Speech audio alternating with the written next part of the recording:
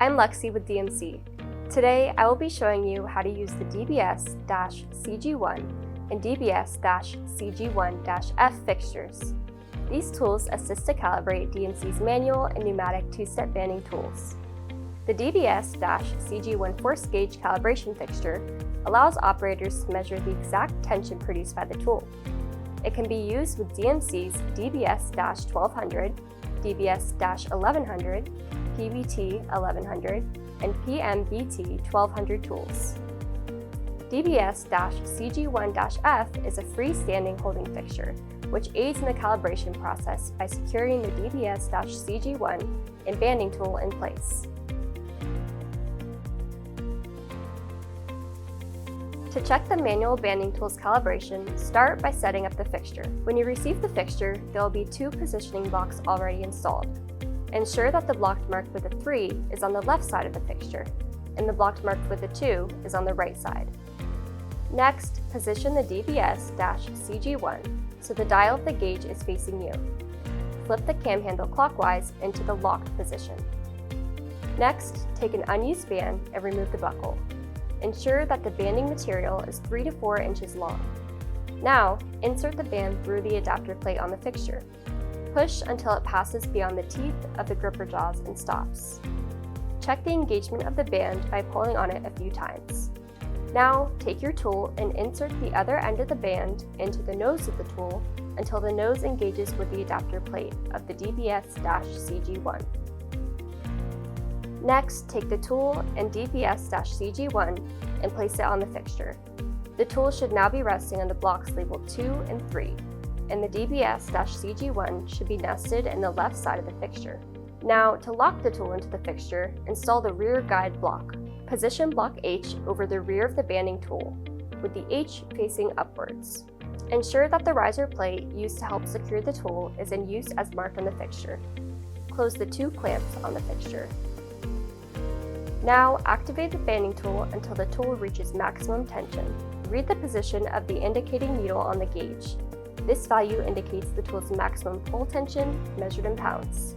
Tool calibration should be 150 plus or minus 10 pounds for the DBS-1100 and PBT-1100, and 80 plus or minus 10 pounds for the DBS-1200 and PMBT-1200. Release the pressure of the gauge by slowly moving the cam handle to the release position until the gauge needle reads 0.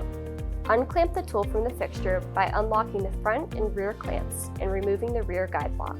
Push the gripper jaws cam lever clockwise, then pull the tool with the band from the fixture. The band can now be removed from the banding tool. If your tool did not achieve the required pounds force, your tool requires calibration. Start by removing the adjustment cover screws and cover using the adjustment wrench. Part number DBS-1100-32. Increase the tension by turning the adjustment screw clockwise. To decrease tension, turn the adjustment screw counterclockwise.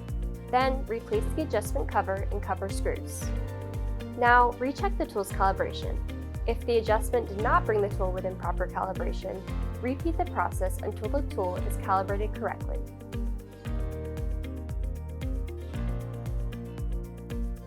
To check a pneumatic banding tool's calibration, start by setting up the fixture. Install 2 positioning blocks labeled 2 on the right and left mounting holes. Next, move the rear clamp to the back position marked for pneumatic tools by using a 5/32 Allen wrench. Now that the fixture is set up, follow the same steps to load the unused band piece and the tool into the fixture.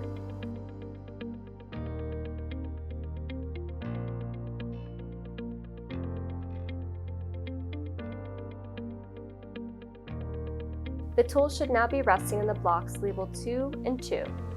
The DBS-CG1 should be nested in the left side of the fixture. You will use the P rear guide block for the pneumatic tool. Now, set up your input air supply between 90 and 120 psi and activate the banding tool until the tool reaches maximum tension. Read the position of the indicating needle on the gauge. This value indicates the tool's maximum pull tension measured in pounds. Release the pressure of the gauge by slowly moving the cam handle to the release position until the gauge needle reads 0. Unclamp the tool from the fixture by unlocking the front and rear clamps and removing the rear guide block. Push the gripper jaws cam lever clockwise. Then pull the tool with the band from the fixture. The band can now be removed from the banding tool. If your pneumatic tool did not achieve the required pounds force, your tool requires calibration. Start by adjusting the regulator subassembly through the adjustment axis hole using a flat blade screwdriver. Turn clockwise to increase the reading, and counterclockwise to decrease the reading.